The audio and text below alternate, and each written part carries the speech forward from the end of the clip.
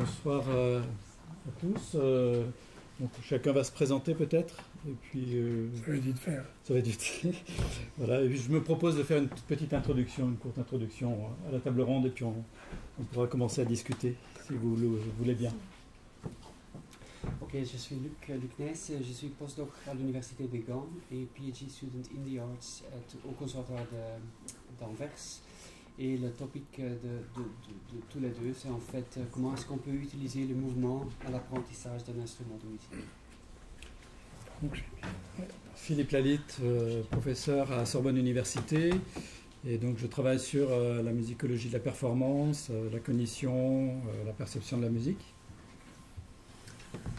Oui, François Madurel, je fus professeur à Sorbonne Université et maintenant je me suis retiré. Mais il y a plusieurs des personnes que vous avez entendues cet après-midi qui sont mes thésards et qui sont maintenant entre les mains de mon cher collègue Philippe Lalitte. Mais j'ai encore quelques neurones qui fonctionnent, ce qui justifie ma présence parmi vous aujourd'hui. Je suis Laura Ferreri et je suis maître des conférences à l'Université Lumière de Lyon 2. Et j'ai fait mes recherches dans les domaines des neurosciences et musique, notamment sur les plaisirs musicaux et la mémoire. Voilà, donc la table ronde porte sur musicologie et sciences cognitives. Quelles attentes, quelles limites? Je vais faire une très brève introduction pour lancer un peu la discussion, le dialogue. Je pense qu'on peut faire remonter la première tentative de dialogue entre musique et sciences cognitives aux recherches d'Hermann von Helmholtz, publié dans son célèbre ouvrage Théorie physiologique de la musique fondée sur l'étude des sensations auditives, qui date de 1863. Et donc Helmholtz introduit son ouvrage ainsi. On s'est proposé dans cet ouvrage de rapprocher sur leurs frontières communes des sciences qui, malgré leur rapport naturel qui les unissent, malgré leur voisinage mutuel, sont restées jusqu'ici trop isolées les unes des autres. Il s'agit d'une part de l'acoustique physique et physiologique et d'autre part de la science musicale et de l'esthétique. Alors, cette expérience d'Helmholtz est restée finalement assez isolée et assez peu entendue de la part des musicologues. Et il va falloir attendre la Seconde Guerre mondiale, après la Seconde Guerre mondiale, pour qu'on commence à avoir un dialogue s'établir, même si les deux disciplines se sont forgées finalement sur des méthodologies différentes, des approches différentes, ont leur propre canaux académiques, revues, conférences, etc. Et bien sûr, les objectifs sont différents puisque, en tout cas, après la Seconde Guerre mondiale, on définissait plutôt l'analyse musicale comme quelque chose de centré sur l'objet. Donc, l'analyse se donnait pour objectif de comprendre les processus de création, les œuvres dans leur contexte historique et géographique, dans leur structure, dans leur signification, afin d'en déduire des généralisations sur l'évolution des langages et des esthétiques, alors que les sciences cognitives de la musique étaient centrées sur le sujet et cherchaient à mettre en évidence les processus mentaux qui sous-tendent les comportements humains lors de l'écoute, lors de la production de la musique, et en définitive utilisent la musique, à l'instar du langage, comme un moyen d'investigation pour comprendre le fonctionnement du cerveau humain. Alors ces deux disciplines se sont entendues parfois ne se sont pas compris. On a souvent vu des critiques de part et d'autre. Mais je crois qu'on peut dire qu'il y a deux ouvrages qui ont vraiment permis de lancer le dialogue. Et tous deux sont parus dans les années 50 en fait. Le premier c'est Emotion and Meaning in Music, publié en 1956 de Leonard Meyer, qui a puisé son inspiration dans la gestalt psychologie, mais aussi dans diverses théories sur la motivation, sur l'apprentissage et sur les émotions. Et puis en France, Robert Frances, La perception de la musique en 1958, qui relate des expériences perceptives, mais fondées sur des catégories musicologiques. Voilà, et donc, à la suite de ces deux ouvrages, eh bien, l'idée que la théorie musicale pouvait offrir une base solide aux études comportementales des psychologues, et complémentairement que les données expérimentales les modèles perceptifs pouvaient servir de fondement à l'analyse et à la théorie musicale, a commencé finalement à faire son chemin et à émerger. Et puis dans les années 90, la musicologie a changé aussi, il y a eu un changement de paradigme assez important, où finalement l'objet l'objectif c'est un petit peu déporté, hein, c'est plus seulement l'objet musical observé au niveau neutre, hein, pour reprendre le concept de Molineau, mais en intégrant le sujet, que ce soit dans le domaine de la sémiotique musicale, de l'analyse cognitive ou de la musicologie de la performance. Et puis d'autre part, les sciences cognitives se sont aussi élargies, notamment avec l'arrivée des neurosciences, qui ont permis de renouveler un petit peu, enfin beaucoup même, la connaissance sur le cerveau musical. Donc on peut effectivement se poser la question, et c'est l'objet de cette table ronde, hein, qu'est-ce qu'attendent les neuropsychologues, les musicologues? Je me tourne vers toi, Laura. Dans quelle mesure les recherches en musicologie peuvent servir les recherches en sciences cognitives? Quel type de recherche, quels apports théoriques en musicologie peuvent inspirer les psychologues? Et en retour, qu'est-ce que les musicologues attendent des recherches en sciences cognitives au sens large du terme, hein, psychoacoustique, psychologie, neurosciences. Et dans quelle mesure ces recherches comportementales, neuroanatomiques peuvent alimenter la musicologie? Donc quel type de résultats peuvent être transposables, par exemple, dans des méthodes d'analyse musicale? On a vu quelques exemples aujourd'hui. Alors peut-être Laura, si tu veux bien commencer. Ouais, ça marche. Oui, enfin, d'abord, en effet, remarquer ce que tu viens de dire par rapport à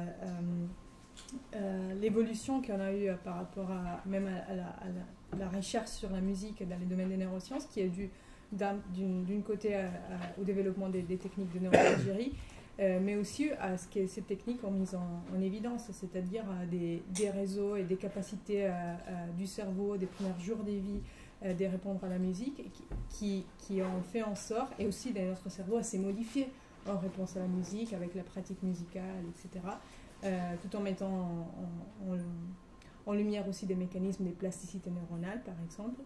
Et ça alimente un petit peu un débat qui peut-être avait commencé déjà avec Darwin sur les rôles adaptatifs de la musique, qui était mis après en cause par Pinker, qui avait proposé la musique comme quelque chose de pas utile au niveau évolutif, un peu les cerises sur les gâteaux de l'évolution humaine. C'est très plaisant, mais si on la lève, ça ne change pas grand-chose.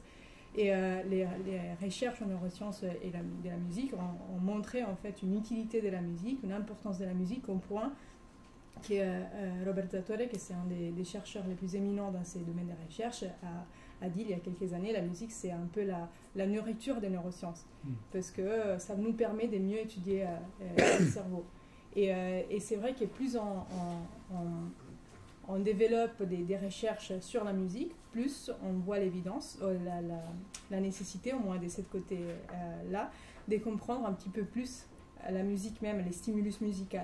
Parce que quand, d'un point de vue de psychologie expérimentale, on se pose la question de faire une expérience sur la musique, ben, une des questions les plus difficiles auxquelles répondre, c'est quel type de musique, quel type de stimulus, comment contrôler les stimulus, et tous ces genres de questions qu'un psychologue n'est pas forcément censé à savoir et à savoir développer.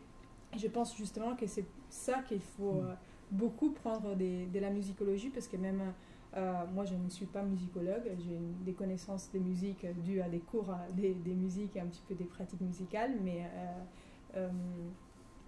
je me rends compte que les questions que les musicologues se posent vont dans la profondité de la structure musicale, de la performance du musicien, et c'est toutes des questions qui peuvent être prises en compte pour la choix des stimuli et l'approche même qu'on peut avoir aux stimuli musicaux sans forcément rester à un niveau superficiel. Donc je pense que dans ce sens-là, c'est très important de communiquer. Je pense qu'on les fait de plus en plus, parce qu'on parlait de ça tout à l'heure. Moi, je suis assez jeune par rapport à l'histoire des deux perspectives différentes, mais on a besoin de plus en plus de communiquer.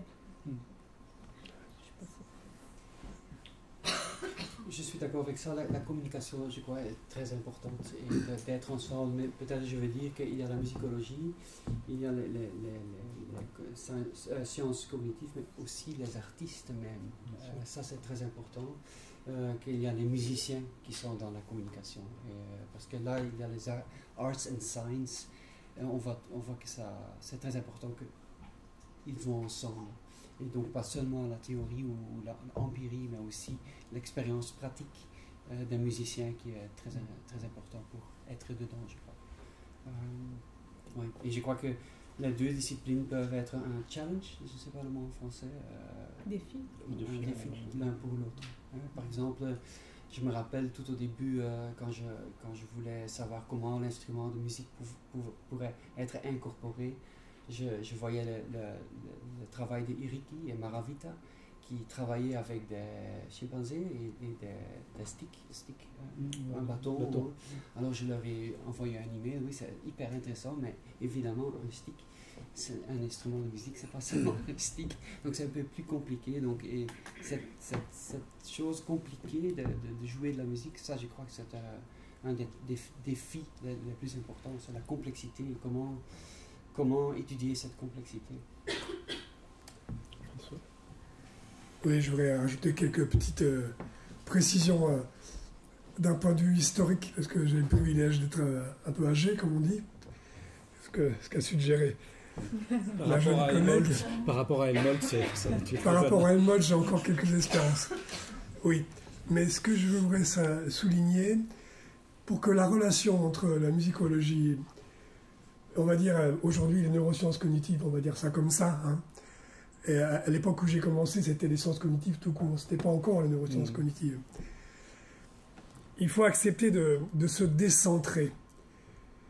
Ça ne veut pas dire que je suis musicologue, j'abandonne ce que je sais musicologiquement et en tant que musicien pour que le psychologue puisse faire ce qu'il veut, c'est pas ce que je veux signifier. Mais ça veut dire que provisoirement, je vais mettre entre parenthèses certains de mes prérequis, ou de mes acquis même carrément, pour que l'expérience puisse se faire. Parce que si je pose au préalable que l'expérience n'est pas possible parce qu'elle écrase par exemple la perspective historique, il n'y aura aucune expérimentation. C'est d'ailleurs ce qui s'est passé dans les temps héroïques, c'était avant Philippe encore, hein, où la plupart des musicologues refusaient les demandes de collaboration parce qu'elles étaient formulées avec une telle brutalité, pour nous, que mes collègues, ils ne répondaient pas. Il n'y avait pas de réponse. Donc, personnellement, j'ai mis à l'épreuve, si vous voulez, ce décentrement un peu douloureux parfois. Donc, je participais à des recherches. Souvent, j'ai fabriqué des stimuli, comme on dit, enfin, de la musique écrite ad hoc. J'en ai fait des kilomètres. Hein. Et pour voir ensuite l'expérimentation être menée par mes collègues psychologues, voir leurs conclusions. Mais après, il y avait un troisième temps, et c'est le troisième temps qui manque. C'est la prise de recul, la prise de distance, pour dire, voilà, vous arrivez à tels résultats généraux, mais, et c'est le mais, si vous voulez, qui a souvent manqué. Alors, depuis tout ce temps-là, le temps a beaucoup coulé. Hein. Aujourd'hui, avec les nouvelles technologies, on peut voir, on peut situer l'activité cérébrale, ce qui ne veut pas dire que l'on voit comment les gens pensent et comment ils entendent. On voit les flux sanguins, on voit l'activité électrique ou électrochimique. Bon. Tout ça, ce sont des outils dont on ne disposait pas il y a encore 30 ans, par exemple. Et ça a provoqué un mouvement de bascule. Et j'ai encore le souvenir très précis du virage très brutal qui a été pris dans les années 90. Quand j'ai commencé, c'était la représentation mentale. Ce qui intéressait la psychologie cognitive, c'était la représentation mentale, abstraite si vous voulez, des structures musicales, principalement de la musique tonale occidentale. C'était très, très européen-centré, on va dire. Hein. Et puis, il y a eu les fameux travaux de Damasio, qui a dit « pas de cognition sans émotion ». Et alors là, j'ai vu mes collaborateurs les plus durs, hein, les cognitivistes les plus durs, donner un coup de volant très, très brutal, et j'ai vu revenir les émotions. Les émotions, c'est comme un bouchon de liège dans un lavabo. Vous appuyez sur le bouchon, vous levez la main, hop, le bouchon, il remonte. Et j'ai vu remonter les émotions. Aujourd'hui, on a réintégré les émotions et le corps, le geste, enfin, la cognition incarnée. Je pense que les perspectives, aujourd'hui, de collaboration sont beaucoup plus faciles et plus attrayantes, si vous voulez, qu'elles ne l'étaient quand j'ai commencé. Où j'étais une sorte de transfuge, en quelque sorte. Mes collègues musicologues se disaient « Mais qu'est-ce que tu vas faire à prêter ta force de travail à une autre discipline, alors qu'il y a tant de choses à faire en musicologie ?» Et moi je disais, mais j'ai pas envie d'écrire le 150e article analytique sur telle œuvre de tel compositeur. Il y en a déjà beaucoup. J'ai envie de comprendre certaines choses et la musicologie ne me permet pas de comprendre tout. Et réciproquement, mes collègues psychologues ont besoin de nous pour s'approcher de plus près de la réalité musicale, qui n'est, comme vous le savez, pas toujours conforme à ce qu'ils souhaiteraient obtenir. Mais c'est ça qui est intéressant. Avant de vous quitter, je voulais juste dire pour Andrea Alpern à quel point j'étais intéressé par la question de l'imagerie auditive et de l'écoute intérieure qui pour moi est un problème majeur dans l'éducation musicale et aussi dans l'éducation des musiciens en général. Une pauvre imagerie auditive fabrique un pauvre musicien. D'où l'importance de ces questions, quelle que soit la manière dont on l'apprend. Je laisse la parole à mes collègues. Oui, moi je pense que, comme tu l'as dit, hein, François, l'apport des émotions musicales et du corps a été vraiment un déclencheur vraiment très très important. Il y a aussi bien sûr les résultats hein, qui sont maintenant toutes les études qui ont été faites sur les attentes musicales, sur les émotions, et qui peuvent permettre aussi, je pense, aux musicologues de réévaluer certaines analyses ou de repenser finalement certaines méthodes analytiques au regard des résultats qui ont été obtenus et peut-être d'apporter aussi un peu plus de généralisation dans les résultats, dans des analyses musicales. Je pense que ça c'est un point d'entente qui est vraiment qui fonctionne très très bien. Il y a aussi évidemment toute la partie plus psychophysique hein, d'analyse de scène auditive, je pense, où on peut retirer beaucoup de choses à la fois pour l'analyse des œuvres, pour la compréhension de l'orchestration, de l'écriture. Bon, ça, c'est les travaux de David Huron sur l'écriture contrapuntique. Hein. Il a vraiment montré comment, finalement, ces règles d'écriture contrapuntique ont des fondements cognitifs qui se basent sur l'analyse de scène auditive, qui est quelque chose qui est ancré dans le cerveau humain depuis le début de l'humanité. Voilà, donc et aussi pour l'orchestration, et j'ai oublié quelque chose aussi, pour la performance, voilà, bien sûr. Pour la performance musicale, c'est vraiment très important parce que ça permet de comprendre comment un interprète arrive à rendre plus lisible, ou parfois moins lisible, une interprétation. Ça permet de voir comment il va faire ressortir, on en parlait tout à l'heure, Yann en parlait tout à l'heure, faire ressortir telle ou telle partie, telle ligne de la texture ou telle autre. Et grâce à ces règles-là, ce qui a été vraiment trouvé d'une façon expérimentale avec des stimuli relativement pauvres, je pense qu'on peut arriver à le transférer vers de la musique, la vraie musique, entre guillemets, et le réutiliser, nous, musicologues, dans nos propres recherches. Oui, une petite intervention encore. Un des grands problèmes auxquels on a été confrontés, et je pense qu'il est toujours là, c'est ou bien on a des conditions écologiques les plus proches, si vous voulez, de la réalité musicale, et on a peu de contrôle pour exploiter en données mesurables et pour démontrer, à supposer que la démonstration soit possible. Ou bien on a des stimuli très contrôlés, et dans ce cas-là, les musiciens et les musicologues ne se privent pas de dire, non sans raison, ce sur quoi vous travaillez, ce n'est pas de la musique. Ce sont des stimuli, mais ça ne correspond pas à ce qu'on appelle de la musique. Et il y a eu tout un balancement pendant ces 30 dernières années entre ces deux tendances. Et je pense que la question est toujours posée, mais il faut taper des deux côtés, j'ai envie de dire. Pour en avoir le cœur net, il faut essayer de vérifier des deux côtés. Alors je me souviens la première fois où j'étais mis en contact avec des stimuli, c'était Emmanuel, excusez-moi, qui m'avait présenté des choses qu'il avait préparées. C'était à Dijon à l'époque. Hein. Il me dit, qu'est-ce que tu en penses? Je dis, psychologiquement c'est pertinent, musicalement c'est nul. Alors il a bondi, hein. C'était il y a longtemps, il y a 30 ans. Hein. Il m'a dit, puisque c'est comme ça, puisque tu trouves que c'est nul, tu vas m'en fabriquer. Alors j'ai passé 3-4 ans à écrire des choses pour des expériences de psychologie, avec des contraintes de plus en plus insupportables, mais des choses qui soient quand même musicales. C'est-à-dire qu'il fallait quand même que les séquences musicales, à l'époque elles étaient tonales, elles aient un sens et qu'elles soient pour moi supportables. Ce qui n'était pas le cas de ce qui m'avait été présenté, quoi. On a quand même réussi à faire des choses intéressantes. Et par la suite, ça s'est plutôt amélioré. Ouais. Et aujourd'hui, tout le monde en convient. Hein. Néanmoins, quand on veut des données mesurables, on en revient quand même à la question du contrôle. Et on est bien obligé de découper les choses.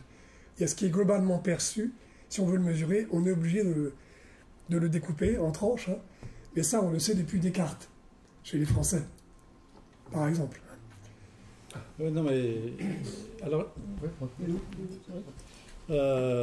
En fait, bon, on le voit très bien avec les émotions musicales. Les premiers stimuli d'Isabelle Peretz étaient pas très musicaux, hein, mais on voit maintenant que de plus en plus les psychologues utilisent de la vraie musique enregistrée et on peut la contrôler. Maintenant, on peut la contrôler de plus en plus, notamment avec les descripteurs audio qui permettent d'avoir quelque chose relativement une description physique assez précise. Et donc le problème, je pense, est quand même résolu au moins en partie. Oui. Ce qui est peut-être important, c'est que quand on va avec les nouvelles techniques, les nouvelles technologies, il y a une tendance de faire ça et on oublie en fait la grande vue. Donc peut-être au lieu de balancer entre les deux, je crois que c'est aussi important de penser comment est-ce qu'on pourrait venir à une sorte de synthèse et puis descendre de nouveau. Donc au lieu de faire ça, de faire un peu ça. Et ça, je crois, ça peut aider beaucoup. Je me rappelle que la première expérience que j'avais avec mesurer les mouvements. Et j'étais à mon institut et il me demandait, Luc, tu joues quelque chose? Et puis, il me mesurait au centimètre, au millimètre, hein, tout. Hein. Alors, et je voyais qu'ils vont dans des détails. Je dis, alors, des détails, ils font des catégories, mais qui n'avaient pas toujours quelque chose à faire avec ce que les musiciens disent. Alors j'ai dit, écoute, mais vous dites que quand je fais comme ça, c'est une articulation qui n'est pas instrumentale. Mais j'ai dit, mais en fait, c'est instrumental, parce que quand je fais ça, mon attaque ici est plus difficile. Je ne fais pas ça pour l'expressivité, mais pour la technique. Et donc, des choses comme ça, c'est très important d'intégrer tout. Et là, je crois qu'il faut vraiment peut-être il est temps, comme Fabien dit, hein, il est temps d'adresser la complexité et qu'il faut monter un peu pour après descendre de nouveau. Oui, je suis d'accord. Mais pour rebondir sur la question des stimuli, par exemple, je pense et revenir sur la question des communications, je pense qu'il faut bien communiquer, pas seulement par rapport aux stimuli, mais par rapport au type de paradigme qu'on veut mettre en place, par exemple. Tout à l'heure, par exemple, on a parlé de la question écologique. C'est vrai que la question écologique, l'approche écologique, c'est les mieux d'un point de vue théorique, et si on arrive à bien mesurer les choses d'un point de vue pratique aussi. Mais il faut se dire aussi que d'un point de vue de psychologie expérimentale, ce qu'on veut faire, c'est isoler les variables d'intérêt tout en contrôlant les restes pour pouvoir dire ça a un effet. Et on est sûr que c'est bien ça et c'est pas tous les autres variables confondues qu'on a autour. Donc même quand on imagine une expérience, je pense qu'en effet, il faut partir de la complexité et être disposé à aller étape par étape en isolant, en mettant beaucoup plus de temps, évidemment, et après en résolvant un puzzle, on dit ça, qui après nous permet même de mettre en place des expériences dans les salles de concert, par exemple. Mais tout d'abord, c'est demander où on est en train de se tromper. Au moins, je pense que c'est ça la question d'un point de vue de psychologie expérimentale. C'est dire, je trouve ça, mais c'est pas dû à mon hypothèse, c'est dû à tout ce que je n'ai pas contrôlé. Et c'est comme ça qu'on arrive à un bon paradigme. Mais en ça, je pense qu'il faut beaucoup parler entre disciplines. Il y a une autre question qui est apparue dans la journée, alors en filigrane. J'aimerais dire quand même quelques mots parce qu'elle me semble importante, surtout ici. C'est la question linguistique. C'est-à-dire que nous lisons les travaux de nos collègues anglophones. Je pense à Madame Alpern, je l'ai lu, je la lis encore, et je la lirai encore. Mais il y a un grand nombre d'ouvrages très anciens de la vieille psychologie française qui ont été traduits très tardivement et que nos collègues anglo-saxons, comme on dit, ont découvert parfois avec plus de 30 ans de décalage. Et lorsqu'ils les ont découverts, ils disposaient d'outils technologiques que les auteurs francophones, dont les auteurs francophones ne disposaient pas. Un exemple très frappant, c'est le livre de Française, qui est un livre pionnier, si on veut, qui date de 1958. La traduction, c'était J. Dowling, si je ne me trompe pas. Je crois que c'est 84 ou 88, il y a une traduction partielle qui a été faite. Et donc les Américains ont découvert, aux États-Unis, ils ont découvert le travail de Française. Et j'ai un autre exemple encore plus fracassant, parce qu'il est vraiment fracassant. Je l'ai entendu de la bouche de monsieur Risolati. Ça vous dit quelque chose là, voilà? Oui. Oui. Hein? L'homme des neurones miroirs, entre autres. Hein? Et Risolati a reconnu, c'était dans une séance privée au Sénat, dans laquelle je me trouvais, mais j'étais tout seul, si vous voulez, de mon espèce. Et il a dit, si on avait pu lire Merleau-Ponty en français dans le texte, on aurait gagné 30 ou 40 ans, parce que Merleau-Ponty ne pouvait pas connaître les neurones miroirs, il n'avait pas les outils technologiques, mais il avait compris le mécanisme. Ça n'est pas moi qui le dis, c'est Risolati qui le dit. Et là, on voit le problème linguistique. Alors, comme aujourd'hui, si vous voulez, tout le monde publie en anglais, on en est même arrivé à un stade où on parle anglais quand on est à Paris, pour se faire comprendre de toute la salle, le problème linguistique est en train de s'estomper. Bon, mais historiquement, il était très très dolosif, parce qu'il a freiné la recherche, et il a freiné la communication des résultats. D'où l'impression qu'on a parfois, et je l'entends encore, c'est Jean-Pierre qui m'a dit cette phrase-là il n'y a pas longtemps, on enfonce des portes ouvertes. Oui, forcément, on enfonce des portes ouvertes. Mais c'est Emmanuel qui me disait, mais encore faut-il être sûr que la porte, elle est vraiment bien ouverte, parce que si elle n'est pas bien ouverte, on se cogne contre la porte. Vous voyez, hein? Donc c'est une explication un petit peu historique de tout ce qui s'est passé les 3 dernières décennies. Question linguistique, question pratique. Si je pense à l'importance du mouvement, par exemple, il y a Dalcroze et tout ce qu'il a écrit. Ouais, parfois, j'ai l'impression qu'on est en train de réinventer les choses. On lit pas beaucoup ce qu'il a écrit.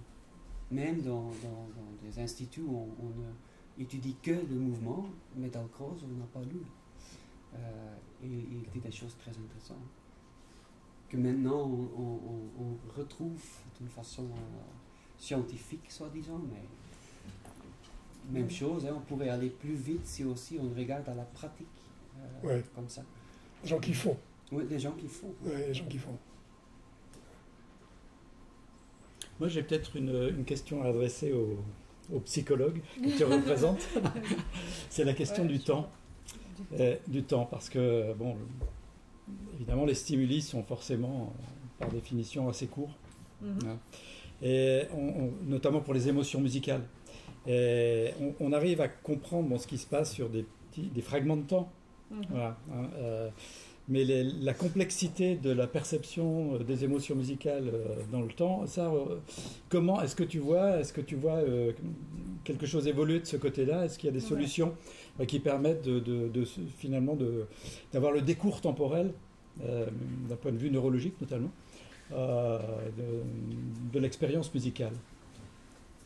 Oui, mais c'est vrai que si on prend les premiers travaux aussi sur les émotions musicaux d'un point de vue cognitif, c'est vrai qu'on a des tout petits morceaux très simples et ça a été très utile, par exemple pour dire qu'on est capable de reconnaître les émotions en 1 seconde, 2 secondes, donc pour dire qu'on est déjà des êtres musicaux même en n'étant pas des musiciens, donc ça a été très utile pour étudier ces types des questions. Mais c'est vrai, par exemple, que si on y va dans les domaines du plaisir musical, même quand on demande à des sujets de ramener ses propres morceaux préférés, les morceaux ne durent jamais moins des 30-45 secondes. Parce que c'est les temps qu'il faut pour mettre une personne dans un contexte, lui permettre de rentrer dans la musique et avoir les développements des attentes et la résolution ou pas de ces attentes qui amène après à des frissons. Donc c'est vrai que dès qu'on doit contrôler des stimuli pour une résonance magnétique, on a tendance par exemple à faire tout petit, tout court, mais si on y va vers l'aspect plus écologique dont on parlait tout à l'heure, on a de plus en plus la tendance à utiliser des vraies musiques et pour des longs morceaux aussi des musiques. Même dans des expériences qu'on a fait sur la mémoire, on faisait en sorte, si on parle par exemple des mémoires épisodiques, on parle de la mémoire pour un contexte, on ne peut pas créer facilement un contexte en 2 secondes. Donc il faut mettre la personne dans les contextes, après lui proposer par exemple des stimuli à mémoriser, mais être sûr qu'on a vraiment créé une source qu'après la personne peut utiliser pour mieux rappeler l'information. Donc je pense que ça aussi, ça a évolué un peu. Peut-être dans le public, il y a des questions ou des remarques, des gens qui veulent s'exprimer sur la question.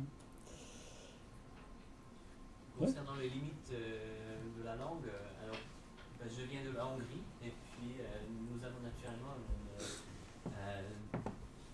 une culture pédagogique musicale extrêmement forte et ces limites de langue sont encore plus douloureuses pour nous naturellement puisque nous avons presque tout. Parce que en ce qui concerne la pédagogie, nous avons des méthodologies semblables à Dalcroze par exemple, même, je ne veux pas dire même meilleures, mais même plus efficaces, mais qui ne sont pas dont les textes ne sont pas encore traduits en anglais par exemple.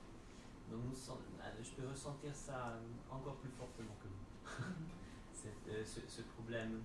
Et par exemple, à l'intérieur, comme vous avez parlé d'une personne qui vous avez évoqué quelqu'un, un pianiste qui à la fin de votre présentation, pardon, britannique, je crois. Britannique, voilà, qui a souligné l'importance de la pré-imagination musicale.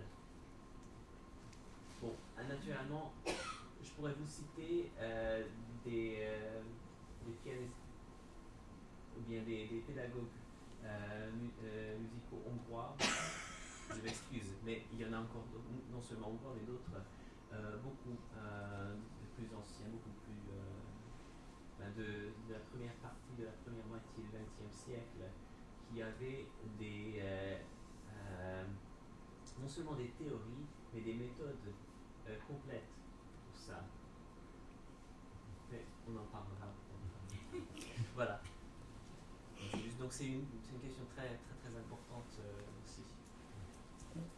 Peut-être ce que je pense souvent, c'est que moi je trouve que la pratique est très importante pour les musicologues, pour les scientistes, mais l'inverse est aussi très important, parce que pour moi la pratique est aussi un domaine où souvent on croit qu'on a la vérité et la méthode la plus efficace, mais quand on rencontre alors des méthodes scientifiques, peut-être que c'est pas toujours comme ça.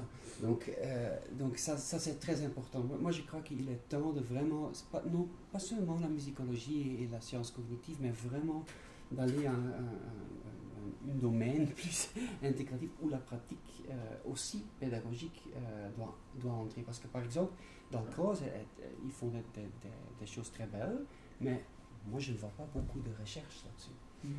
Mais quand on va dans les cours de Dalcroze, on dit ouais, ça marche magnifique, et on a l'expérience de 1 ou 2, 3 leçons, mais est-ce qu'on suivit ça? nous, les scientistes, les chercheurs.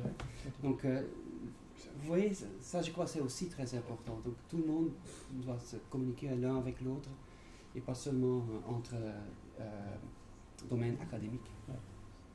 Bien sûr. J'ai une petite réflexion qui me vient à partir de la dernière discussion, et j'ai l'impression que c'est vrai un peu dans tous les domaines scientifiques aujourd'hui, c'est-à-dire que quand on regarde les références en fin d'un papier, d'un article scientifique, on voit que la durée, l'empan temporel est très court, c'est-à-dire que comme s'il n'y avait plus de mémoire, comme si, vous avez cité des pédagogues du 19e siècle, il y a évidemment des gens qui ont réfléchi sur ces questions de transmission, de pédagogie, de gestes musicaux, mais c'est vrai que dans la frénésie de la publication scientifique, dans la revue de rang 1, etc., on finit par perdre complètement la tête et avoir le nez dans le guidon en permanence à vouloir citer les derniers trucs à la mode, sans se dire que peut-être dans Merleau-Ponty ou dans Husserl ou peut-être même dans Spinoza il y avait des choses plus intéressantes. Juste avant, derrière, et puis après on réinvente les théories. Toujours en psychologie, c'est un problème pertinent en général. Pas seulement en psychologie, à mon avis. Dans tous les domaines. Dans tous les domaines, je crois. Bon, j'ai le micro maintenant.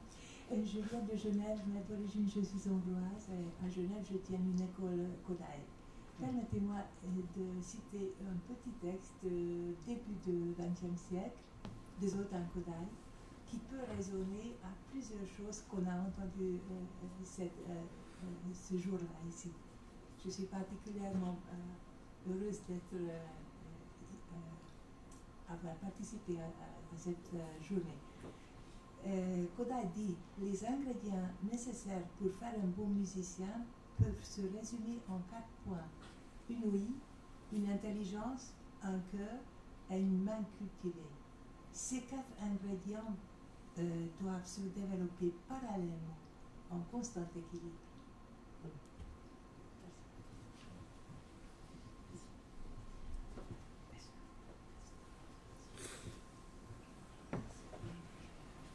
ce serait pour continuer sur la discussion sur les portes ouvertes. C'est vrai qu'il y a des gens qui ouvrent des portes, qui mettent en évidence des avis, des réflexions qui n'ont pas encore été mises sur le devant de la scène. Mais il faut aussi se dire que l'image de la porte est extrêmement révélatrice. Une porte, ça mène aussi à un espace. Et je pense que quand une porte est pas bien ouverte, enfin a déjà été ouverte, on peut aussi se cogner dessus, mais la porte, lorsque l'on l'ouvre, elle mène vers un espace et différents chercheurs peuvent justement donner une perspective sur cet espace qui est tout à fait différente. Et cet espace, il porte en lui des choses. Comme une pièce, il y a des objets différents. Et donc un chercheur différent va pouvoir aussi s'attarder sur des objets différents de cet espace. Et donc oui, c'est tout à fait normal d'enfoncer des portes ouvertes. C'est quelque chose qu'on fait tous les jours. On a tous appris à marcher, par exemple, mais on a tous appris ça différemment et dans un contexte différent. Et ça mène à des réflexions différentes et des points différents. Oui, je voulais juste rebondir sur le temps et la mémoire. Vous avez parlé de Meyer, de cette théorie qui analyse en fait les musiques en utilisant la mémoire et c'est le temps dans le sens où on peut anticiper, on a une attente, tout ça. Et j'ai une question par rapport à la musique électroacoustique, dont on n'a pas trop... Enfin, j'étais pas là ce matin, mais j'en ai pas entendu parler. Et je pense notamment à, par exemple, Radig. Pour moi, il n'y a pas... Le temps disparaît, on ne peut pas anticiper, on n'attend rien, on ne peut pas attendre quelque chose de l'enregistrement de Larsen. Et je voulais savoir, donc, dans ce cas-là, comment on peut procéder par rapport à la cognition. Voilà. C'est une très bonne question. C'est un défi. Très bonne question. C'est pour Nicolas, ça. C'est pour Nicolas. Ouais. C'est pour Nicolas, mais je ne sais pas s'il est là, mais s'il est là-bas au fond. Nicolas, tu veux répondre ? Nicolas, tu peux répondre. Hein. Faire une esquisse de réponse. peut donner des éléments de réponse. Je peux donner des éléments de réponse simplement que déjà la musique électroacoustique par la psychologie expérimentale et par les sciences cognitives, elle a été très peu étudiée par rapport aux musiques tonales, par rapport aux paramètres tonaux. Déjà la musique contemporaine en général est moins étudiée, la musique électroacoustique à l'intérieur de ça. Des articles de psychologie expérimentale sur la musique électroacoustique, il y en a 3. 4, ou si on est gentil, qui vont vraiment aller chercher, non pas sur des aspects de timbre et des aspects particuliers, mais sur des œuvres électroacoustiques et aller chercher vraiment là-dedans. Mais alors pour l'étudier du point de vue cognition, il y a notamment ce sur quoi j'ai bossé pour ma thèse, qui est la continuation des travaux de François Delalande sur les conduites d'écoute. Ça a toutes les limites que ça peut avoir, puisqu'on fait écouter des œuvres à des gens et puis on fait des entretiens avec eux. Donc c'est de la mémoire, c'est des entretiens, et il faut avoir des techniques spécifiques pour que les gens évitent de dire ce qu'ils ont envie de dire plutôt que ce qu'ils ont vraiment vécu. On peut espérer qu'ils se souviennent à peu près bien de ce qu'ils ont entendu juste avant, mais on n'est pas tout à fait sûr non plus. C'est limité. C'est un truc dans ma thèse que j'ai fait avec 7 personnes, des entretiens d'explicitation sur 2 minutes d'une œuvre, et là c'est même pas une œuvre entière, donc encore ça pose les questions dont on parlait tout à l'heure de la durée. On étudie des trucs de 10 secondes, de 30 secondes, même quand on est à 2 minutes. Quand c'est seulement l'introduction d'une œuvre, ça peut être compliqué d'un point de vue musical, d'un point de vue formel. Mais ça permet quand même de tirer des choses, ça permet de voir. Et c'est des choses qui ont été faites, Delalande les a fait aussi avec de la musique de Debussy, donc c'est des choses qui peuvent s'appliquer méthodologiquement en tout cas à un peu de tout type de musique. Et il y a des choses qui reviennent globalement, qui vont être que des grands domaines, des gens qui vont plutôt aller piocher du côté de l'imagination vers des extraterrestres, vers des bateaux, vers des images un peu référentielles, ou vers des choses un peu moins référentielles, mais qui vont quand même être de l'ordre de la matière, qui vont quand même être de l'ordre des analogies avec le monde réel. D'autres gens qui vont plutôt être du côté des sensations, qui vont plutôt être dans leur propre vécu corporel, physiologique, au moment de l'écoute. Et d'autres gens qui vont plus être dans l'analyse formelle, un peu détachée, complètement, pas en train de vivre le temps avec la musique, mais en train de regarder la musique vivre son propre temps. Et c'est ces 3 grands domaines-là, et puis toutes les combinaisons qui peuvent en exister, tous les chemins qu'il peut y avoir comme ça, parce que quand je dis des gens, finalement, quand j'ai fait les entretiens, ce que disait Delalande, c'était des gens qui vont être là, qui vont être là, qui vont être là. Sur les entretiens d'explicitation pour explorer ce qui se passe pendant 2 minutes, les gens ils passent de l'un à l'autre tout le temps. Il y a un changement dans la musique, les gens, hop, il y a un changement dans la conduite d'écoute. Il y en a certains qui essaient de raccrocher et qui essaient un peu de mettre de la colle pour reconstruire quelque chose qui se tient d'un bout à l'autre. Ils n'y arrivent pas toujours. Mais bon, en tout cas, là, c'est une possibilité méthodologique pour étudier la musique électroacoustique. Il y a ça. Après, il faut en trouver d'autres, et des choses qui ont été faites sur les musiques contemporaines. Le gros projet autour de Angel of Death de Roger Reynolds, qui a fait tout un numéro de music perception, c'est des trucs qui pourraient exister pour les musiques acousmatiques aussi. Parce que la même Angel of Death, la partie électroacoustique, il y a eu des petites choses dites dessus, des analyses, mais qui n'ont pas tellement été étudiées auprès des auditeurs. Voilà, donc c'est à faire. Oui, juste pour préciser qu'en ce qui concerne le projet Reynolds, l'analyse de la partie électroacoustique, c'est mon collègue Philippe Lalit qui l'avait faite. On n'avait pas fait, effectivement, on n'a pas fait d'expérience comportementale sur la partie on n'avait pas le temps non plus. On n'a fait que sur les parties instrumentales. Mais pour la musique d'Eliane Radig et d'Eliane Radig, c'est aussi un peu comme la musique de la Monte Young, ce sont des drones, ce sont des musiques qui sont finalement à la frontière de ce qu'on connaît, enfin ce qu'on appelle musique de façon générale. Hein, et la question des attentes musicales, là, c'est vrai qu'elle peut se poser, on peut se dire, il n'y a pas d'attente, quoi. Ceci dit, bon, ça dépend de quel point de vue on se place. Si c'est du point de vue attentionnel, il y a peut-être des choses à voir. Et comment fonctionne le système attentionnel dans ces musiques-là, hein, à quel moment l'attention baisse, elle revient, etc. Et en fonction de quoi. Mais à ma connaissance, il n'y a pas d'études là-dessus. Hein, c'est juste que j'avais l'impression que le temps était quand même au centre des recherches. Et je me demandais justement, quand on abolit le temps, qu'est-ce qui se passe? Il y a pas, à ma connaissance, il n'y a pas de recherche sur ces pièces-là. Sur ce type de musique. J'avais une petite question. Pardon. Oui, excusez-moi. Oui. C'est vrai que la prévisibilité avec ce genre de musique, elle est très faible. On peut pas beaucoup anticiper ce qui va se passer. Ce qui ne veut pas dire qu'on n'a pas de sentiment temporel, qu'il n'y a pas de temporalité. Il y en a une. Notamment dans la gestion des ressources intentionnelles, il y a quelque chose qui se passe qu'on peut étudier. Mais en revanche, l'anticipation et la prévisibilité, elle est très très faible. Il y a une chose qui m'a traversé l'esprit, que je vous livre comme ça très vite. Il y a quelques années, il y a eu un grand colloque d'éducation musicale à Lausanne, que j'avais fait une communication. L'invité d'honneur de ce colloque, c'était Antonio Damasio. Alors, non pas que Damasio fût passionné d'éducation musicale, encore que ça l'intéresse, mais ce qu'il y a de sûr, c'est qu'il est passionné de musique, ça c'est sûr, très mélomane, très respectueux de la musique. Et il aime beaucoup aussi le petit port d'Ouchy qui se trouve en bas de Lausanne. Il aime bien cet endroit-là. Ça l'a beaucoup aidé à venir à Lausanne. Mais ce qui m'avait particulièrement frappé, c'est pendant le colloque, au moment du repas à table, il y avait autour de Damasio, on mangeait ensemble, il y avait ce que j'appelle des flatteurs. Il y a toujours des gens comme ça, vous savez, qui veulent attirer l'attention de l'homme fort du moment et qui s'extasiaient sous les dernières parutions des livres de Damasio. En lui disant, monsieur Damasio, c'est extraordinaire ces livres que vous avez sortis. C'est très bien pour la vulgarisation, etc. Et Damasio les a regardés très calmement. Et puis il leur a dit, après quelques secondes de réflexion, ce n'est pas de la vulgarisation. Je fais le point avec moi-même. Et puis la conversation, elle est tombée comme un coup près. Et les flatteries, ça a été terminé. Tout ça pour vous dire que par rapport à la musique, il faut rester très modeste. Il faut avoir de l'ambition, mais en même temps, il faut rester modeste.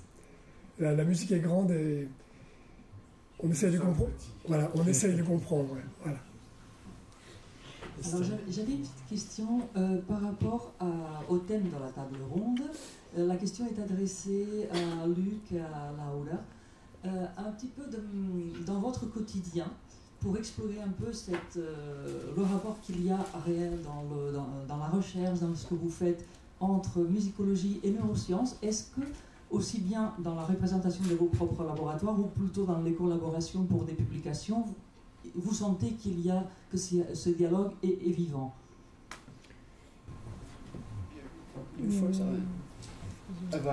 Ik ben, la neuroscience est devenue une sorte de nouvelle fac, excusez-moi. Donc, dans mon institut, la neuroscience est devenue une sorte de nouvelle track, je ne sais pas comment on dit ça, une tâche, chemin.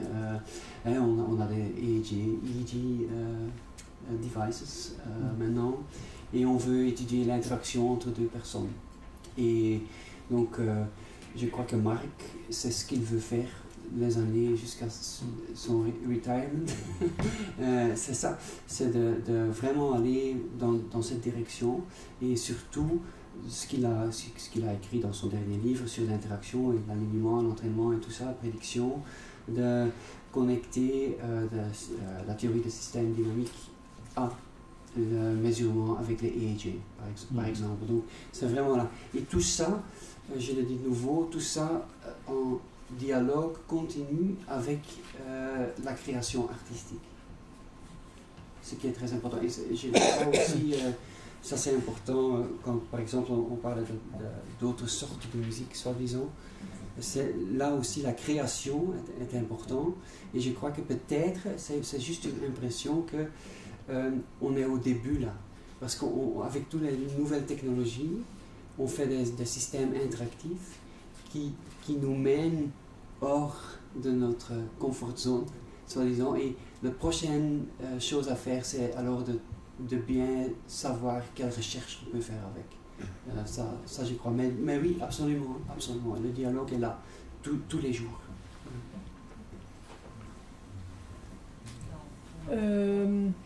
Dans mon cas, c'est plutôt vraiment de la collaboration. C'est-à-dire que peut-être c'est un peu à la limite ça, mais on y va vers la musicologie quand on sent l'exigence et on ne sait pas trop quoi faire avec ce qu'on avait en tête. Donc on est à ce niveau-là. Et quand après, ça dépend beaucoup aussi des laboratoires de recherche, des départements, et il y a des départements qui collaborent beaucoup plus que d'autres. Et je pense que même quand il y a des événements comme ça, l'une des choses les plus intéressantes, c'est d'échanger déjà avec des personnes de domaines différents, mais aussi, et on revient sur ce qu'on disait avant, avec les musiciens. C'est-à-dire que c'est dans ces types d'événements-là qu'on a vraiment les différents aspects, psychologie, neurosciences, musicologie et performance musicale dans la même salle. Et souvent, ce qui m'arrive, c'est que j'ai des questions de recherche qui naissent par des questions qui apparemment sont très naïves, mais qui ne sont pas du tout en fait. Donc voilà, moi dans ma pratique quotidienne, je n'ai pas un dialogue constant, mais c'est plutôt dans ce type d'événement qui a lieu. Mais du coup, ça dépend beaucoup des endroits, je pense. Ouais. Bien, on a une dernière intervention avant de clôturer la table ronde. Oui, moi je voulais revenir sur ça prolonge la discussion sur collaboration ou projet en commun et la notion d'interdisciplinarité en fait. Et ça a été évoqué tout à l'heure par un des intervenants et je crois que effectivement il y a beaucoup de domaines. Moi je trouve que je suis biologiste mais je ne suis pas un neurobiologiste de formation, je suis biologiste systémique et dans notre pratique en biologie, j'ai vu pendant des années des disciplines différentes de la biologie qui pour vous, vu de là où vous êtes, si vous n'êtes pas biologiste, vous paraissent à 3000 mètres de distance l'un de l'autre, et des communautés qui s'ignoraient totalement pendant 20 ans, et je pense que vous avez la même expérience dans vos domaines respectifs.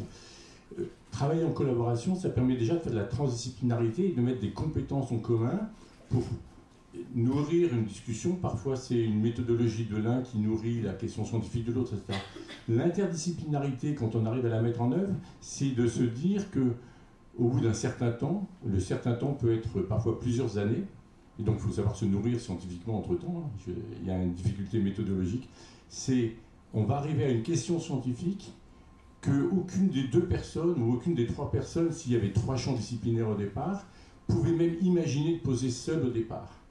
Parce que ça revient à la modestie de se dire que la question scientifique que l'on pose, elle est le fruit de notre culture scientifique, de notre connaissance, mais aussi de nos incompréhensions, de notre ignorance, et que donc, en interdisciplinarité, on sort de sa zone de confiance, et on commence par être, entre guillemets, à poil, à être obligé d'expliquer tout aux deux autres ou aux trois autres, et réciproquement, jusqu'au moment où, parce qu'on avait défini un champ commun d'exploration scientifique, on se rend compte que la question peut être posée différemment, et avec un peu de chance, la manière de poser la question va être fructueuse, et donc cette interdisciplinarité va donner un résultat. Mais ce n'est pas souvent le cas. C'est extrêmement demandant dans le temps et dans l'énergie. Il faut reconnaître que dans le système de recherche que l'on connaît, en particulier en France aujourd'hui, c'est mortel pour un doctorant. Presque mortel. Je ne veux pas être pessimiste. Donc ça pose des problèmes d'organisation d'instituts, effectivement de communautés qui se touchent les unes des autres de façon à pouvoir donner naissance à ça et en se donnant du temps pour ça. Et donc pour terminer là-dessus, juste pour rebondir, il se trouve que je ne suis pas du tout musicologue, donc je vous ai dit que je n'étais pas neurobiologiste, et je suis ici aujourd'hui parce que j'avais des raisons, j'avais vu le nom des organisatrices comme étant potentiellement liées à Hervé Platel. Hervé Platel, je l'ai croisé 5 fois dans des conférences de Radio France et INSERM, et la SACEM, je crois à l'époque, etc. Et j'ai pu lui poser une ou deux fois une question. Je révisais un projet depuis 2010. Il se trouve qu'on a déposé un projet cette année ensemble, après 1 mois et demi de réflexion pour le projet, seulement depuis septembre dernier. C'est en musique électroacoustique. J'en ai jamais fait de ma vie. Et c'est avec quelqu'un qui produit de la musique électroacoustique, et qui la produit non pas pour des raisons esthétiques, mais qui la produit parce qu'il pense qu'il se rend compte que cette musique, suivant ce qu'il fait, produit un effet de bien-être ou de mal-être chez l'auditeur, et non pas esthétique. Et lui, en tant que créateur de musique, dit: je fais une très grande différence entre quand je fais de la musique pour des raisons esthétiques et quand j'essaye de produire cette séquence sonore que j'ai écoutée moi-même. Et voilà, et pour vous dire que j'en arrive à être totalement ignare sur ce sujet-là. Je commence à connaître ça depuis 6 mois à peine. Et j'ai l'impression que je suis peut-être dans un champ où vous dites qu'il y a très peu de personnes aujourd'hui, et où je me dis, mais qu'est-ce que je vais apporter là? Moi, je vais apporter ma compétence d'interdisciplinarité, mais voilà, à part ça, j'ai peu de compétences en musique, pas du tout en musicologie, un tout petit peu en neurosciences, parce que maintenant je suis dans un département en neurosciences et j'essaie d'apprendre vite de la neuroscience, mais bon. Et en sciences cognitives, j'ai croisé Laura il y a 2 ans, un collègue de la SACEM, uniquement parce que j'ai eu un financement SACEM pour un projet microscopique. Voilà. Donc l'interdisciplinarité demande beaucoup de temps, mais je pense que c'est pour des jeunes aujourd'hui, je dirais que si on a le goût du risque, c'est un endroit génial.